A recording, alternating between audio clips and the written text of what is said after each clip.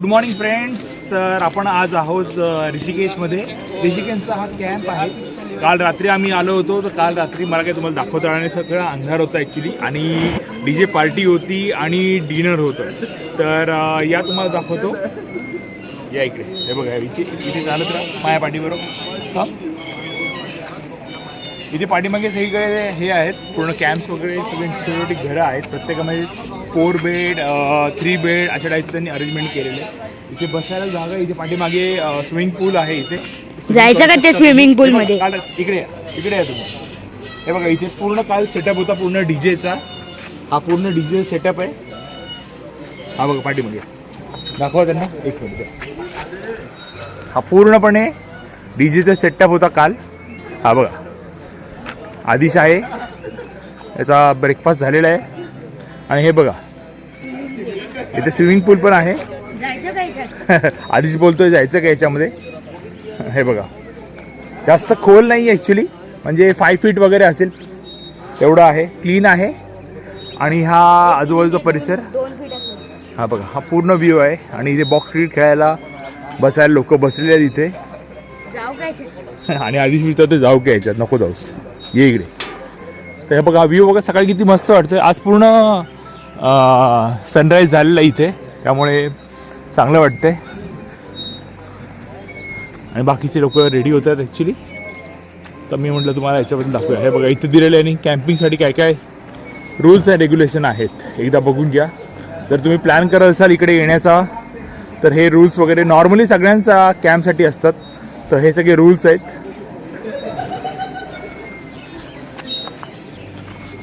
हे बघा, आता आमचा हे त्यांचं बुकिंगचं ऑफिस आहे, छोटंवालं. बघा, हे बघा, छोटीशी हट बनवली आहे. हां, क्रिकेट. हे बघा, इथे क्रिकेट बॉक्स पण त्यांनी तयार केलेला आहे. खालचा व्ह्यू आहे हा. खाली पण पूर्ण छोटे छोटे टेंट्स वगैरे आहेत. हा बघा. आणि हे त्यांचं रेस्टॉरंट आहे छोटं, जिथे काल रात्री आम्ही डिनर वगैरे केलं आफ्टर पार्टी. आणि तुम्हाला येतोय आवाज की नाही मला माहिती नाही, पण लांबून एक छोटासा आवाज येतोय पाणी खळखळ जाण्याचा. म्हणजे नदी जी आहे ती थोड्या अंतरावरती आहे ॲक्च्युली. तर आम्ही ऋषिकेशमधून ऑन द वे आलेलो आहोत आता मित्रांनो. On the way Ram Jhula आणि लक्ष्मण झुला म्हणून एक प्लेस आहे. तर तिकडे आम्ही आता जस्ट स्टेटमधून उतरतोय. ऑन द वे असल्यामुळे म्हटलं की चला हे पण करून घेऊया. इतक्या लांब आल्यावरती यायला पाहिजे अशा ठिकाणी जे प्लेस आपण एक्सप्लोर केलेलं नसतं. तर मी तुम्हाला खाली जाऊन दाखवतो की कसं दिसतो हा लाग. तर बघा, खाली आलेलो आहोत. मस्त नदी वाहते इथे. आणि समोर तुम्ही बघा राम झुला. याच्याबद्दल माहिती आणि डिटेल्स मी थोड्या वेळात तुम्हाला देतो. आमच्याबरोबर एक गाईड आहेत. हे बघा, हे मिस्टर लकी आहेत ॲक्च्युली, फोनवरती बोलत आहेत ते आता. हा बघा, फुल एकदम व्ह्यू आहे त्याचा रामझुलाचा. आपण जाऊया पुढे. हे बघा, रिव्हर राफ्टिंग इथे चालते. हे आता संत पाणी आहे, हे वरतून येतं ॲक्च्युली. खूप फोर्समध्ये पाणी येतं. आता इथे संत झालेली आहे यांची रिव्हर राफ्टिंग. तर ऋषिकेशला तुम्ही जर स्पेशली येत असाल रिव्हर राफ्टिंगसाठी, तर this is a best place for river rafting. तर तुम्ही इथे येऊन याचा आनंद घेऊ शकता. आता हे लोक हळूहळू चाललेत पुढे ॲक्च्युली. बघा, स्लो चालेल, एकदम स्लो चालेल. ये हमारे लकी जी है जो हमको राम झूला का बारे में अभी बताएंगे.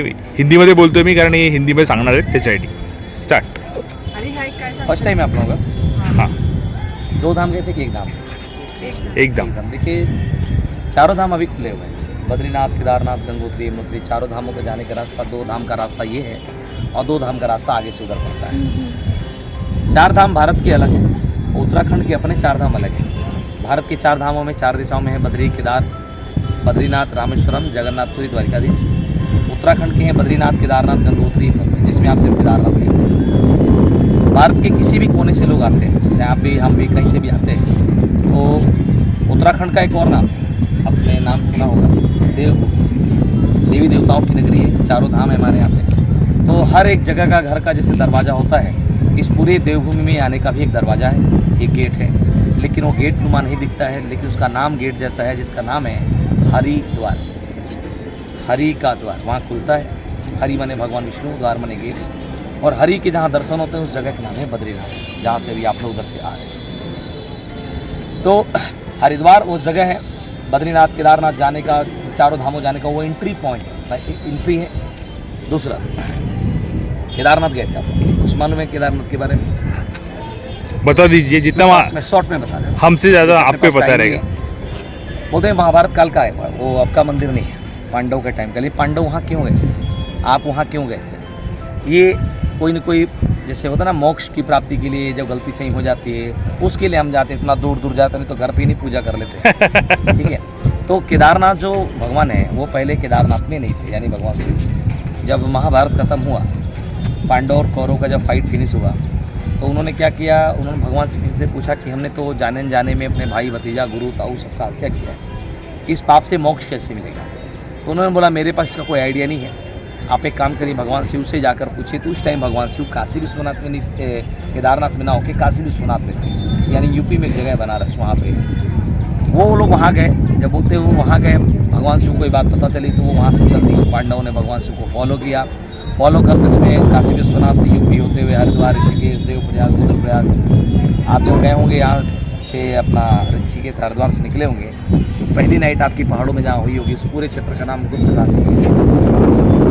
गुप्त काशी में छोटे छोटे स्पॉट हैं, अब आप कहाँ घूमते हो मुझे नहीं आइडिया है। तो गुप्त काशी क्यों बोलते हैं? क्योंकि बोलते हैं, जब आप मराठी आप लोग, यस, भैंस होता ना, भैंस ले लो, उसको मराठी में रेड़ा बोलते हैं। रेड़ा बोलते, बराबर। उन्होंने क्या किया, भगवान शिव ने रेड़ा का रूप ले लिया, उनको नजदीक आधा और रेड़ा का रूप लेके पहाड़ों में ऊपर की तरफ भागे, यानी कि काशी विश्वनाथ ने भैंस का रूप लेके गुप्त तरीके से ऊपर पहाड़ों के ऊपर भागे, इसलिए पूरे स्थान का नाम गुप्त काशी हो गया।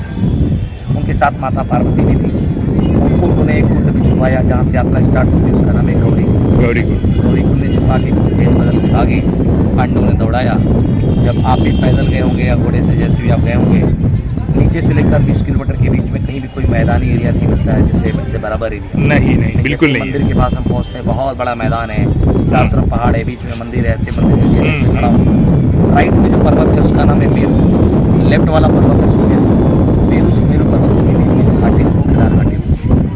पांडव जब वहाँ पहुँचते हैं, क्या देखते हैं, वहाँ एक रेड़ा नहीं था, वहाँ हजारों लाखों की संख्या में भैंस ही भैंस थे, रेड़ा ही रेड़ा। अरे बाप रे! ये देखकर पांडव कंफ्यूज हो गए। उसमें जो सबसे ज़्यादा जो एग्रेसिव है पांडव में भी, गुस्सा आ गया, बोले बहुत हो गया, बहुत परीक्षा ले ली, आप ही परीक्षा ही दे के आ रहे हो। आप जब जाते हैं ना, यहाँ तो मामला ठीक रहता है ऋषिकेश तक, जैसे आप पहाड़ों में जाते हो, ये बोलता है ना यात्रा जा रहे हैं, जब तक आ नहीं जाते उम्मीद नहीं रहती है, जितनी बड़े चक्कर में रहते हैं वही सही सलामत आ पाते हैं। एक आए दिन घटना सुनने को मिल जाती है, ये गाड़ी खाई में गिर गई, आप जैसे होटल लाइन में खड़ा रहना, खाना ढंग से नहीं मिलना, अगर सारी चीज़ आपके मन मुताबिक मिले तो यात्रा नहीं है, तो फिर तो पिकनिक हो गया। तो यात्रा तभी सफल होती है जब आपको दुख, परेशानी, कठिनाइयों का थोड़ा बहुत सामना करना पड़ता है, तो समझिए कि हाँ यात्रा हमारी सफल होगी, क्योंकि भगवान आसानी से नहीं। पांडव को भी नहीं मिले, वो भी नदी नाले पहाड़ ऐसे फांगते हुए गए। बोलते हैं कि जब उस स्थान पे पहुँचे लास्ट, यानी केदारनाथ, जहाँ पे अभी आज की डेट में मंदिर है, तो बोलते हैं कि वहाँ हजारों लाखों की संख्या में रेड़ा ही रेड़ा गए, क्योंकि वो तो वहाँ पहुँचे कि अब तो दर्शन मिल जाएगा। बराबर। इसमें से ही ओरिजिनल थे। भीम को गुस्सा आया, उन्होंने क्या किया, दोनों पर्वतों मेरू और सुमेरु पर्वत के बीच में एक टांग मेरू पर रखा, दूसरा सुमेरु पर रखा, और ऐसे लाइन की कैंची जैसे एक ब्रिज बना दिया। बाकी के जो चार भाई थे उनको बोला इनका अंतिम छोड़ जाए, वहाँ जाओ और एक तरफ से इनको भगाना दौड़ाना स्टार्ट करो, और खुद ऐसे आगे गेट जैसे खड़े हो गए। जितने भी भैंस थे सब भागने लगे, उनके पैर के नीचे से निकलने लगे, क्योंकि भीम को मालूम था कि भगवान होंगे तो भगवान कभी पैर के नीचे से क्रॉस नहीं कर सकते। उन्होंने देखा कि एक भैंस जो है जमीन के अंदर घुस रहा है, तो जो जमीन के अंदर घुस रहा था उसका आगे का हेड वेट, पैर वैर सब कुछ अंदर जमीन में घुस गया था, सिर्फ थोड़ा सा पीठ वाला हिस्सा बचा था। उस पीठ वाले हिस्से को उन्होंने, भीम ने पहचान लिया कि बस करो, भगवान शिव यही है, अब यहाँ से भागने की कोशिश कर रहे हैं। उन्होंने पीठ वाले हिस्से को पकड़ लिया, जैसे ही पकड़ा फिर वो आइडेंटिफाई हो गया, भाई अब तो दर्शन। अरे बस क्या है, बहुत अच्छा लग रहा है। तो बोलते हैं कि जो पीठ वाला हिस्सा है उसको भीम ने पकड़ लिया। जब उन्होंने पकड़ा तो भगवान शिव आइडेंटिफाई हो गए कि अब पहचान में आ गया हूँ। फिर चारों भाई, द्रौपदी, सभी लोग आए, रोए गिड़गिड़ाए, बहुत प्रार्थना की। तब भगवान शिव अपने असली रूप में आते हैं, पांडव को दर्शन देते हैं, और पांडव को वहाँ मोक्ष नहीं मिला है, पांडव को उन्होंने मोक्ष का मार्ग बताया कि आप कैसे जाओगे तो आपको मोक्ष की प्राप्ति मिलेगी। वो जगह बद्रीनाथ से ऊपर है, उस स्थान का नाम है स्वर्गारोहिणी।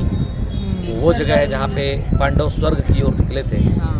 अभी बद्रीनाथ, केदारनाथ से बद्रीनाथ कितना है आपने देखा होगा, कहीं किलोमीटर पे लिखा होगा, लगभग 200-250 किलोमीटर बद्री, केदार से बद्री।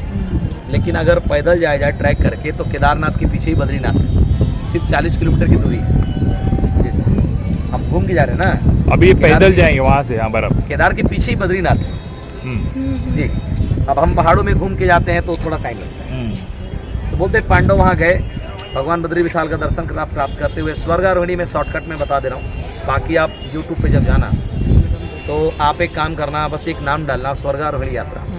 1 घंटा 1 मिनट 38 सेकंड की जो वीडियो मिलेगी उसी को ओपन करना और बहुत अच्छा है।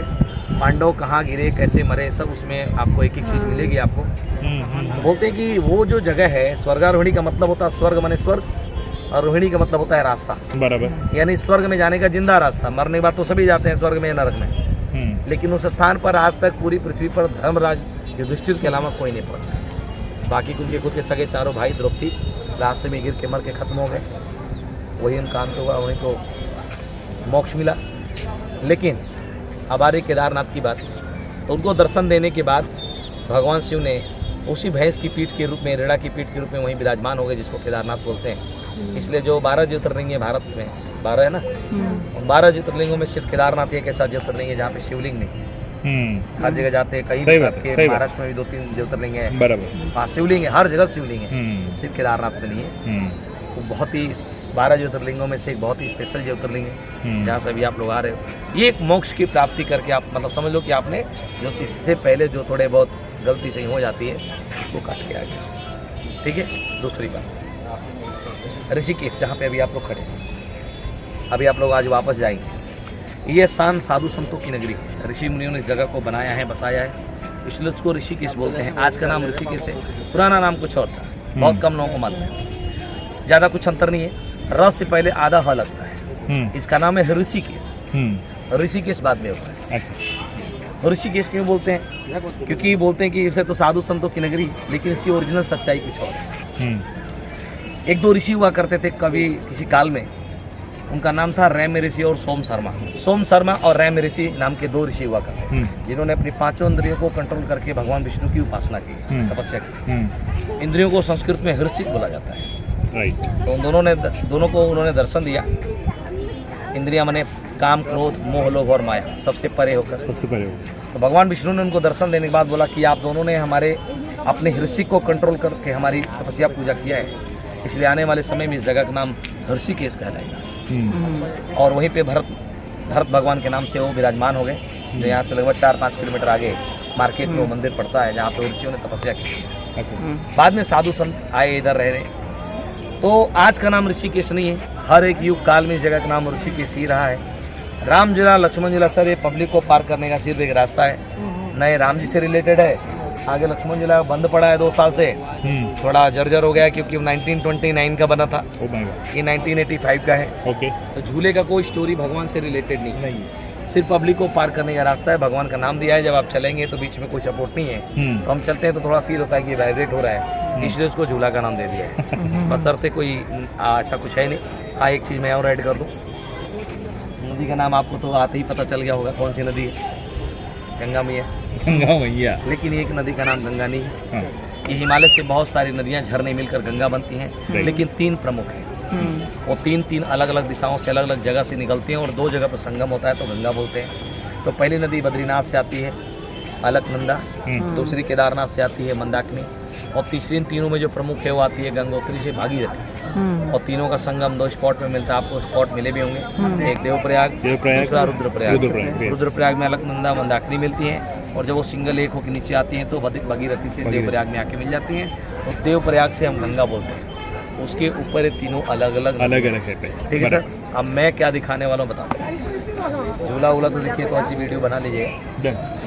उस पार जाने के बाद एक स्पॉट है जो पौराणिक है, जैसे रामेश्वर महादेव का मंदिर है, भगवान शिव का, दुनिया का सबसे बड़ा शालिग्राम शिवलिंग है। अच्छा, वो वाला जहाँ भी जा रहे हैं, वो भी पांडव द्वारा स्थापित किया गया है। पांडव डायरेक्ट तो थोड़ी वो गए थे। डायरेक्ट नहीं गए थे, पांडव इधर आके पूछते नहीं स्थापन पूछते- केलं, हाँ. पहले ये करते खाली करते। यही नहीं है, खाली यही आगे भी रास्ते आगे में भी बहुत अभी सारे अभी spot इतनी हैं। बड़े जी ऊपर गए ना, जी तो बीच में रुक रुक तो के गए वो ना। है हाँ, आगे लक्ष्मी नारायण मंदिर है, अच्छा, क्योंकि आप जैसे बदरीनाथ नहीं गए हाँ, तो लक्ष्मी नारायण मंदिर का दर्शन करते हैं, उतना ही पुण्य और लाभ मिलता है जितना कि आप बद्रीनाथ जाकर करते हैं, चलो। क्योंकि वो पौराणिक मंदिर है। सब एडजस्टमेंट, सब अरेंजमेंट है, मतलब जी, टेंशन उसके नहीं। बाद वहाँ पे रुद्राक्ष का झाड़ है। अच्छा, हाँ, और लास्ट में आपको एक मुख्य रुद्राक्ष का दर्शन है। बाकी यहाँ क्या फेमस है, मेमोरी की याद के तौर पे क्या लेकर जा सकते हैं, वो मैं आपको उधर बता दूंगा। बिल्कुल, ठीक है चलिए। ना? तो अभी आप लोग सीधा रामझूला चलेंगे।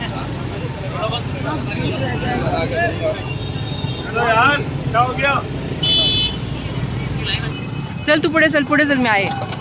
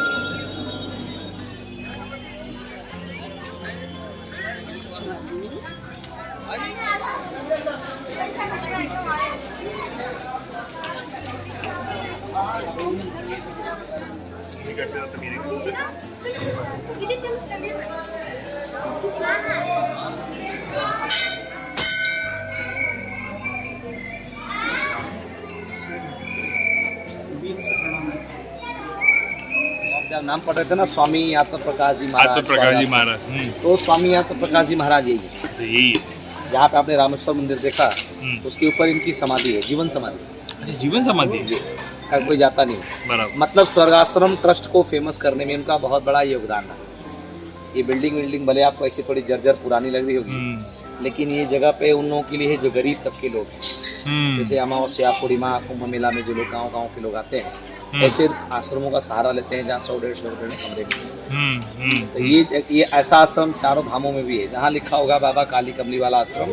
मैंने जाते हुए भी बहुत जगह पे ऐसे देखे, मतलब बाबा नाम। काली कमली वाला आश्रम इन्हीं से रिलेटेड, स्वर्ग आश्रम से रिलेटेड। दूसरी बात, आप जहाँ पे बैठे हो, मंदिर के पास मंदिर हो गया आपका, ये सामने रुद्राक्ष का झाड़ है। अच्छा, ये वाला, वो वाला ये पूरा ये जो दोनों दिख रहा है, हाँ, ये पत्तों के पीछे सर देखो मोर टाइप आ रहा है पत्ता। बारीक सा बराबर। हाँ, बारीक सा। अब वो फूल लगेगा, फल लगेगा, बराबर। फिर बाद में रेडी हो जाएगा। देखो सर, मैंने एक चीज बताया था आपको, आपने बोला कहाँ मिलेगा बता रहे। हाँ, आप लोग हमारे यहाँ हैं, आप लोग उस साइड में रुके थे, कुछ कपड़े की दुकान पे जा रहे थे, मैंने बोला कि वो बाजू में चल के देखें। बराबर। तो आप जो यहाँ का जो चकाचौंध देख रहे हो, कपड़े वपड़े, आर्टिफिशियल आइटम, करता कुर्ती, साल, स्वेटर, जैकेट, वो सब बाहर से आता है। बराबर। सब गुजरात, महाराष्ट्र, दिल्ली, लुधियाना, हरियाणा होलसेल में आता है, उल्टा उठा कर लोग ले जाते हैं।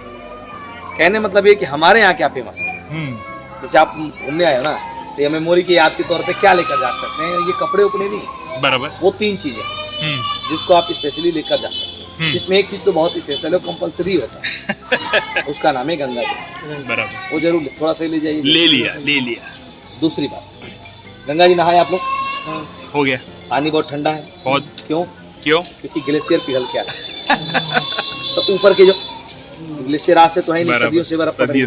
ऊपर का जो बर्फ है वो पिघल के पानी बन जाता है, लेकिन जो बर्फ 1000-2000 फीट नीचे जो दबा हुआ है, जिसको हवा पानी नहीं लगती है, और जो कई सौ वर्ष जो पुराने हो जाते हैं, वो पृथ्वी की हीट होने के कारण स्टोन्स में कन्वर्ट हो जाते हैं, जिसको स्फटिक बोला जाता है, जो हमारे यहाँ सबसे फेमस है।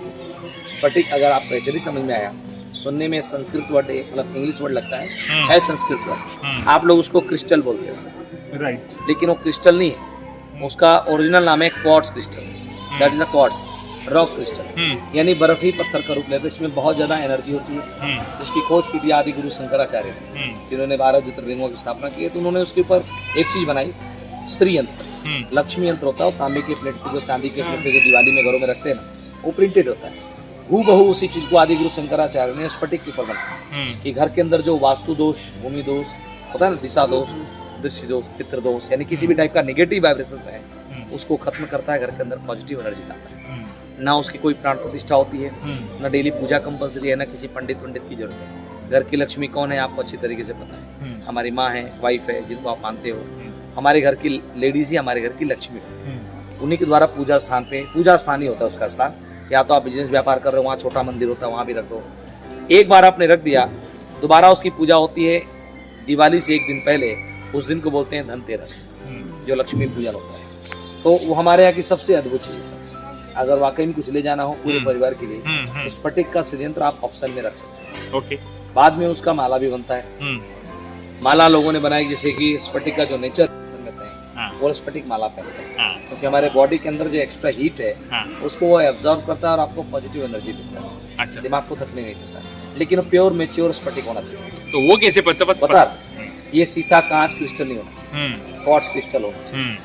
सर मुख्य मतलब होता है इसके ऊपर ना लाइन, वो जितनी लाइन होती है उसको मुख बोलते हैं। तो 1 से 14 तक रुद्राक्ष पाए जाते हैं, 1 मुखी से 14 मुखी तक, जिसमें पंचमुखी कॉमन है। बाकी के जो रुद्राक्ष होते हैं अलग अलग काम के लिए, मत पर्पज के लिए पहना जाता है। लेकिन जो 1 मुखी रुद्राक्ष है वो थोड़ा बहुत ही दुर्लभ है, एक्सट्रीम रेयर है। क्योंकि जो बाकी के जो 2 से 14 मुखी रुद्राक्ष हर साल झाड़ में आते हैं, गर्मी में, ठंडी में, छोटा बड़ा सस्ता महंगा। बट 1 मुखी रुद्राक्ष 12 साल के बाद एक झाड़ में एक फल, 12 वर्ष के बाद। तो जो बाजार में, जो मार्केटों में, ऑनलाइन जो मिलता है वो काजू शेप में मिलता है, लुक लाइक हाफ मून, जिसका रियल नाम होता है चंद्रमुखी। तो चंद्रमुखी को 1 मुखी बोल के लोग बेचते हैं। 1 मुखी होता है जो प्योर मेच्योर राउंड शेप में होता है। और भगवान शिव के थर्ड आई जैसा एक वर्टिकल लाइन होती है सेंटर में, वो क्यों नहीं मिलता है मैं आपको रीजन बता चुका हूँ। क्योंकि वह 12 वर्ष के बाद एक झाड़ में सिर्फ एक ही फल। एक ही बात।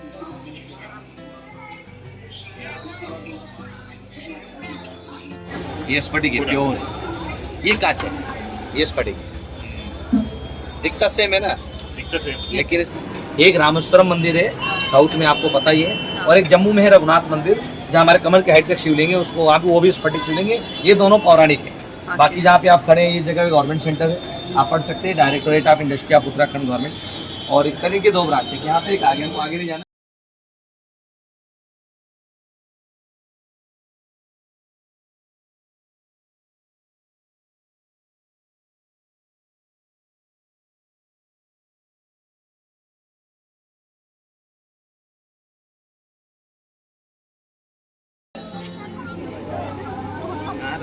अरे काका पण आहे आपले, थॉमस काका।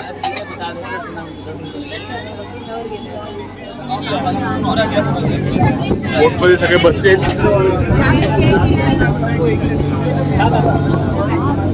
हे आदिश आणि अश्विनी आहे।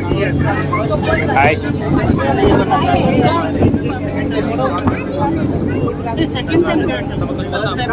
एक मिनट चलो 5 मिनिटांमध्ये पोहोचणार आता आहे बघ, जास्त वेळ लागत नाही पोहोचायला, ओनली 5 मिनिटमध्ये। त्याच्यामुळे तो तुमचा ट्रॅव्हल टाईम जो आहे, म्हणजे जो राम जुल्यावरून यायचा ट्रॅव्हल टाईम तुमचा वाचतो। 40 रुपये तिकीट आहे। एक 5 मिनिटामध्ये एका किनाऱ्यावरून तुम्ही दुसऱ्या किनाऱ्यावरती जाऊ शकता। टू सेव्ह तुमचा टाईम, तुम्हाला फ्लाईट पकडायचं असेल, ट्रेन पकडायचं असेल त्याप्रमाणे।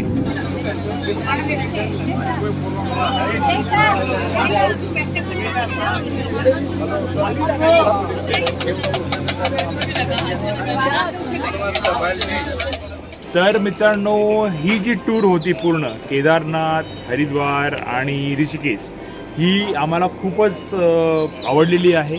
पण काही महत्त्वपूर्ण टिप्स तुम्हाला देऊ इच्छितो। जर तुम्ही प्लॅन करत असाल ह्या रूटवरती येण्यासाठी, म्हणजे तुम्हाला एक्सपिरियन्स घ्यायचा असेल ह्या साईडचा, तर 2 मेजर टिप्स आहेत। एक तर तुमच्याकडे तुम्ही इथे आल्यानंतर वगैरे म्हणजे मनाने प्रिपेअर राहा व्यवस्थितपणे, की मला ह्या सगळ्या गोष्टी करायच्या आहेत। काही अडचणी येतील छोट्या मोठ्या, पण त्या पार करून तुम्हाला त्या करायच्या आहेत, हे तुम्ही लक्षात ठेवून इथे या। तसा मेजर इश्यू काय होत नाही इथे, जर तुम्ही मनाने प्रिपेअर असाल तर। आणि मोस्टली जेव्हा तुम्ही केदारनाथ जो ट्रॅक आहे जो चालू करता, तिकडनं खच्चर घेता किंवा बास्केट वगैरे घेता, तर त्याच्यासाठी तुमच्याकडे मुबलक प्रमाणामध्ये कॅश तुमच्याकडे ठेवा। कारण जीपे आणि फोनपे आणि पेटीएम ते लोक ॲक्सेप्ट करत नाहीत। काही जण करतात, काही जण करत नाहीत, पण तुम्ही जास्तीत जास्त कॅश तुम्ही सेफर साईड तुमच्याकडे ठेवा। ॲप्रॉक्सिमेटली एका खच्चरची जर जायची वरची किंमत आहे एक 4000 रुपये आहे, आणि बास्केटमध्ये जर एक व्यक्ती बसली तर त्याचे 15000 रुपये वन वे ते लोक घेतात। तर त्याप्रमाणे तुमच्याकडे कॅश असली पाहिजे आणि तुमच्याकडे जितके जास्त प्रमाणामध्ये कपडे असतील ते तुम्ही तुमच्याकडे ठेवा. पण जेव्हा तुम्ही ट्रॅकवरती वरती जाता केदारनाथवरती तेव्हा कमी ठेवा तुमच्याकडे ॲक्च्युली, म्हणजे तिकडे जाऊन दर्शन वगैरे करण्यापुरतेच ठेवा, जास्त कॅरी करू नका. कारण पूर्ण जो ट्रेक आहे तो पूर्ण स्ट्रेट आहे त्याला, त्यामुळे तुम्हाला तेवढं कॅरी करता येणार नाही जास्त. पण जेवढे लागतात दर्शनासाठी वगैरे राहिल्यानंतर वगैरे राहून तुम्हाला जितके कमी कपडे नेता येतील तिकडे नेण्याचा तेवढा प्रयत्न करा. आणि मला जो एक्सपिरियन्स आला आहे म्हणजे मला आणि माझ्या फॅमिलीला, की ते जे प्लेस आहे इतकं डिवाईन आहे, म्हणजे मी आता खरंच मी पुन्हा तेच सांगतो की मी सांगू शकत नाही, तो एक्सपिरियन्स माझ्यासाठी खूपच वेगळा होता. तर तुम्ही पण नक्की ह्या ठिकाणी मित्रांनो व्हिजिट करा आणि बाबा भोलेंचा आशीर्वाद तुम्ही घ्या. त्यांची कृपा सगळ्यांवरती असू दे हीच इच्छा आहे. आणि हा व्लॉग तुम्हाला मित्रांनो कसा वाटला तो आम्हाला सांगायला विसरू नका. जर तुम्ही आपल्या चॅनलला नवीन असाल तर लाईक करायला, शेअर करायला आणि सबस्क्राईब करायला विसरू नका. आपल्या चॅनलचं नाव आहे तुम्हाला माहिती आहेच, ही दोस्ती तुटायची नाही, अजय अश्विनी. तर भेटूया अशाच नवीन व्लॉगमध्ये लवकरच. कुठल्या तरी नवीन डेस्टिनेशन काहीतरी नवीन घेऊन येण्याचा प्रयत्न करू. आणि हर हर महादेव. Bye bye.